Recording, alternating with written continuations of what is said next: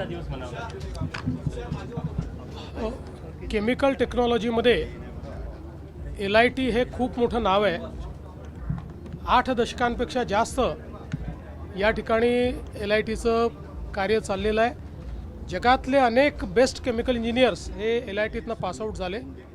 मात्र इन्फ्रास्ट्रक्चर डेफिसिटमुळे आणि वेगवेगळ्या कारणांमुळे थोडा दर्जा खाली जात होता आणि म्हणूनच आम्ही हा निर्णय केला की LITला स्वायत्तता दिली पाहिजे. त्यामुळे डीम टू बी युनिव्हर्सिटीमध्ये स्वायत्त विद्यापीठामध्ये LITला आपण त्या ठिकाणी परिवर्तित केलं. त्यामुळे LITचा दर्जा मोठ्या प्रमाणात वाढतो आहे आणि आता इथे अतिशय सुंदर असं शैक्षणिक संकुल हे आपण तयार करतो आहोत. यामुळे एक आंतरराष्ट्रीय विद्यापीठासारखं LITचं एक कॅम्पस या ठिकाणी तयार होईल आणि निश्चितपणे पुढच्या काळामध्ये जसं मागच्या 8 दशकात best of the chemical engineers हे जगभरात LITने दिले, तसंच आपल्या देशाला आणि जगाला उत्तम इंजिनियर देण्याचं काम LITच्या माध्यमातून होईल. पुण्यामध्ये जे बलात्कार हत्येचं प्रकरण झालं त्या प्रकरणामध्ये नागरिकांचा नातेवाईकांना प्रचंड रोष आहे. त्यांची अशी मागणी होती की तुम्ही तिथे भेटीला यावं. मी काल स्वतः पीडितेच्या वडिलांशी 2 वेळा बोललो. मी त्यांना हे समजावून सांगितलं की आपल्याला नराधमाला मृत्यूदंडाची शिक्षा करून घ्यायची आहे. त्याकरता वेळेत चार्जशीट दाखल होणं आणि केस चालणं याकरता आम्ही माननीय हायकोर्टाच्या माध्यमातून सगळ्या गोष्टीला फास्ट ट्रॅकवर नेतो आहोत. रेकॉर्ड वेळेत काम करण्याचा आमचा या संदर्भातला प्रयत्न आहे. लोकशाहीमध्ये आपल्याला सगळ्यांनाच असं वाटतं की अशा नराधमाला भर चौकामध्ये फाशी दिली पाहिजे, पण ती लोकशाहीत करता येत नाही. लोकशाही कायद्याने चालते, पण कोणाला कायद्याचा दुरुपयोग करता येऊ नये या दृष्टीनं कुठलाही लूपहोल न ठेवता या नराधमाला यमसदनी कसं पाठवायचं, त्याला मृत्यूदंडाची शिक्षा कशी होईल, अशा प्रकारचा संपूर्ण प्रयत्न हा राज्य शासनाच्या वतीनं त्या ठिकाणी केला जाईल. न्यायालयातनं हे प्रकरण वेगानं मार्गी लावलं जाईल. तशा संदर्भातलं एक लेखी पत्र देखील आम्ही पीडितेच्या कुटुंबाला दिलेलं आहे. घटना गंभीर आहे, रोष देखील साहजिक आहे. नागरिकांचा रोष असणं काही हे चुकीचं नाही आहे. मला असं वाटतं एवढंच आहे की त्या ठिकाणी काही लोक हे त्याही परिस्थितीचा फायदा घेऊन काही वेगळ्या पद्धतीचं वळण लावण्याचा प्रयत्न करत होते.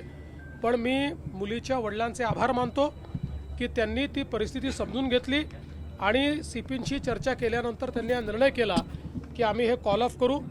दुर्दैवाने काही लोक त्यांनाही जाऊ देत नव्हते, त्यांनाही अडवायचा प्रयत्न करत होते. ते लोकही कोण आहेत हे लक्षात आलेलं आहे, पण ठीक आहे, आता त्याच्याबद्दल फार काही आपल्याला करायचं नाही आहे. मात्र मुलीच्या वडिलांनी जो काही त्या ठिकाणी ती भूमिका घेतली त्याबद्दल आम्ही त्यांचे आभारी आहोत आणि या कुटुंबाच्या पाठीशी आम्ही शक्ती ताकदीनं उभे राहू.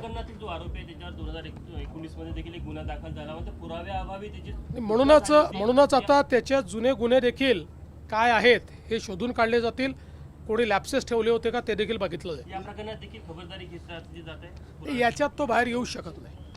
देवेंद्र जी, जिस तरीके से महाराष्ट्र में गुनहगारी हो रही है उसको लेके गृह मंत्रालय को क्रिटिसाइज किया जा रहा है. देखिए, विपक्ष का ये काम ही है, वे अपने गिरेबान में कभी झांकते नहीं है. उनके कार्यकाल में क्या हुआ ये देखते नहीं है.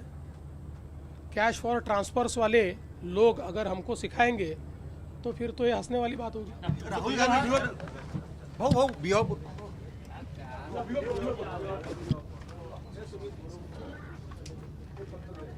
एका गावाला आग लागली त्यावेळी जवळपास 30 घरं राख झालेले आहे. त्यांना सरकार मदतीची ही अतिशय दुःखद अशा प्रकारची परिस्थिती आहे. प्राथमिक असं वाटतंय की शॉर्ट सर्किट झालेलं आहे आणि त्यानंतर जी हवा धुंद चालली त्यामुळे ही आग अतिशय वेगाने पसरली आणि त्या ठिकाणी लोकांची घरं जळलेली आहेत. सुदैवाने मनुष्यहानी झालेली नाही. लोकांना बाहेर काढण्यात आलेलं आहे, त्यांना वेगवेगळ्या ठिकाणी ठेवण्यात आलेलं आहे. काही बकऱ्या किंवा जनावरांचा त्या ठिकाणी मृत्यू झालेला आहे. प्रशासन रात्री पण पूर्ण वेळ त्या ठिकाणी वेळेवर उपस्थित होतं. प्रशासनाने त्यात उत्तम काम केलेलं आहे. पालकमंत्री बावनकुळे साहेब हे स्वतः लक्ष ठेवून होते. ते स्वतः आता त्या ठिकाणी चाललेले आहेत आणि मग त्यांच्या रिपोर्टच्या अनुसार या लोकांचं पुनर्वसन करण्याच्या संदर्भात सरकार पुढाकार घेईल. राहुल गांधी ने ऐसा कहा है, भाजपा के जो गुजरात के प्रदेश अध्यक्ष है उन्होंने एक टिप्पणी की है महिला सांसद के ऊपर कांग्रेस के, तो उसके बाद राहुल गांधी ने कहा है कि यही इनका नारी बंधन है. देखिए, राहुल गांधी को इस संदर्भ में बोलने का कोई अधिकार नहीं है।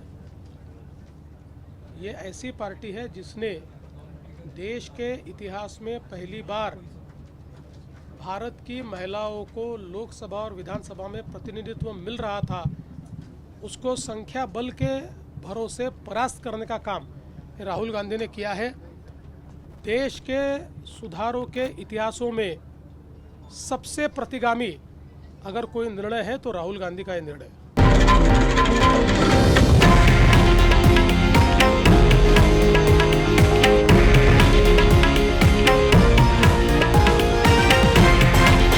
हे आहे देशातील नंबर 1 न्यूज नेटवर्क आणि आपण पाहत आहात TV9 मराठी, एकमेव।